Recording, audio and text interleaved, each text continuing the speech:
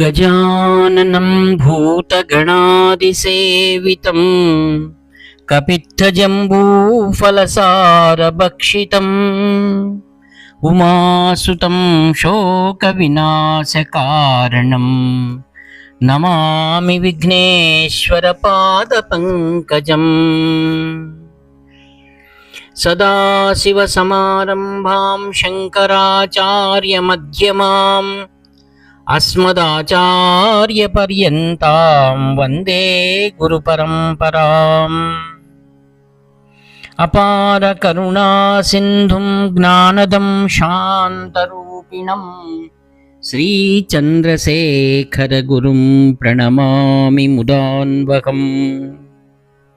देवे देहे च देशे च भक्त्यारोग्यसुखप्रदं बुधपामरसंसेव्यं तं श्रीजयेन्द्रं नमाम्यहम्। नमामः शङ्करान् वाक्यविजयेन्द्रसरस्वतीं श्रीगुरुं शिष्टमार्गानुनेतारं सन्मतिप्रदम् श्रीसत्यचन्द्रशेखरेन्द्रसरस्वतीस्वामिने नमः।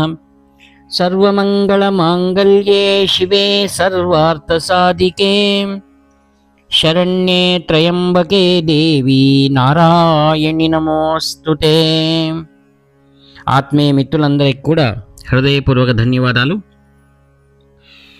వినాయక చతుర్థి నాటి నుండి భగవద్గీత అధ్యాయం నందలి ప్రతి శ్లోకము దాని యొక్క భావార్థాన్ని కూడా మనం శ్రవణం చేసేటువంటి సౌభాగ్యాన్ని సద్గురులు మనకు అనుగ్రహించారు। ఈరోజు అధ్యాయ క్రమముగా ఒక గీత పారాయణ చేయడం వల్ల కలిగేటువంటి సమున్నతమైన ఫలితాల గురించి మనం తెలుసుకోవాల్సినటువంటి చాలా అవసరం ఉంది। గీత యొక్క మహిమ అపారమైనది। గీత యొక్క శ్లోకముల పారాయణము, జపము, ధ్యానాదుల వలన ఎన్నో సత్ఫలితాలు మానవునికి కలుగుతున్నాయి। గీత యొక్క ఈ అఖండ శక్తికి గూర్చి పూర్వము మహాలక్ష్మీదేవికి శ్రీమన్నారాయణుడు బోధించాడు। దానినే మహేశ్వరుడు పార్వతికి కూడా వివరించాడు। ఈ విషయాలన్నీ మనకు పద్మపురాణంలో కలవు। భగవద్గీతలో ఒక్కొక్క అధ్యాయ పారాయణం చేసినందువలన అమోఘమైన ఫలితాలు కలుగుతాయి।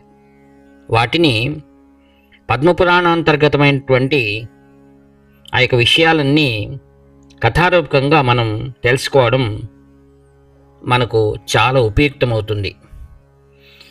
ప్రథమాధ్యాయము అర్జున విషాద యోగం। గీతాపారాయణము పూర్తిగా కానీ, లేక ఒక అధ్యాయం కానీ, లేక సగము కానీ, ఒక్క శ్లోకము కానీ, లేక దానిలోని అర్థము కానీ, లేక ఒక్క పాదము కానీ, కనీసం ఒక పదము కానీ సభక్తిపూర్వకంగా ఎవడు పారాయణ చేయను అతడు సుశర్మ వలె ముక్తుడవుతున్నాడు। పూర్వంలో సుశర్మ అని ఒక బ్రాహ్మణుడు కలడు। అతడు విషయలోలుడై దురాచారుడు పరుడై జీవితమును భ్రష్టమనర్చుకుని మరణించాడు। పెక్కువైనట్టు యమయాతనను అనుభవించి తిరిగి మనుష్య జన్మలో ఎద్దై పుట్టాడు మరుజన్మలో। అది భారములు మోయిచో ఒకనాడు ఒక పర్వత ప్రాంతమున భార ఆధిక్యము క్రిందపడి మరణించింది। దాని దీనదశను చూసి ఆ మార్గమును పోవుచున్న కొందరు దానికి సద్గతులు ఇవ్వాలని తలంపుతో తమ పుణ్యములను కొంత భాగాన్ని ధారపోశారు। అందుకు వేషయు తాను ఏమీ పుణ్యం చేయాలని తలంచి ఏదైనా చేసి ఉన్నట్లయినా ఆ వృషభమును కర్పించినని సంకల్పించిందనమాట। వేష యొక్క పుణ్యముచే ఆ వృషభము పుణ్యలోకములకు జని మరలా పూర్వజన్మ జ్ఞానం గల ఉత్తమ బ్రాహ్మణ జన్మను పొందింది। అంతటా ఆ బ్రాహ్మణుడు తనకు పూర్వజన్మమున సుకృతం ధారపోసిన వేసి ఇంటికి వెళ్ళి ఆ సుకృతం ఎట్టిది అని అరయ ఆమె ఒక చిలుకను చూపి ఆ చిలుక పలుకు వాక్యములు విండు చేతనే తన చిత్తం పునీతమైనదని తెలిపినది। అంతటా వారిద్దరూ ఆ చిలుకను సమీపించి ప్రశ్నించారు। ఆ చిలుక పూర్వజన్మలో తనకు విద్వాంసుడనియు గురు దూషణాడు అనేక పాపములు చేసి మరణించి తిరిగి చిలుకై పుట్టి అరణ్యంలో దీనావస్థున్న తనను ఒక మునిపుంగవుడు తన ఆశ్రమను కొనిపోయి పోషించెను. అచ్చట గీత ప్రథమాధ్యాయమును అతడు శిష్యులకు నిరంతరం బోధిస్తుండగా విని క్రమముగా దాన్ని ఉచ్చరించగలిగింది. ఒకానొక దొంగ తన్ను అపహరించి ఈ వేశ్యకు అమ్మే. వేశ్యకు పాప విముక్తి, సుశర్మకు సద్గతి లభించింది. తస్మాదధ్యాయమాద్యం యా పఠతే శృణుతే స్మరేత్ అభ్యాసే తస్య న భవేత్ భవాంభోధిర్గురుత్తరః. కాబట్టి గీత ప్రథమాధ్యాయమును ఎవడు పఠించునో, శ్రవణము చేయునో లేక స్మరించునో అట్టివాడు సంసార సాగరమును సులభముగా దాటుచున్నాడు.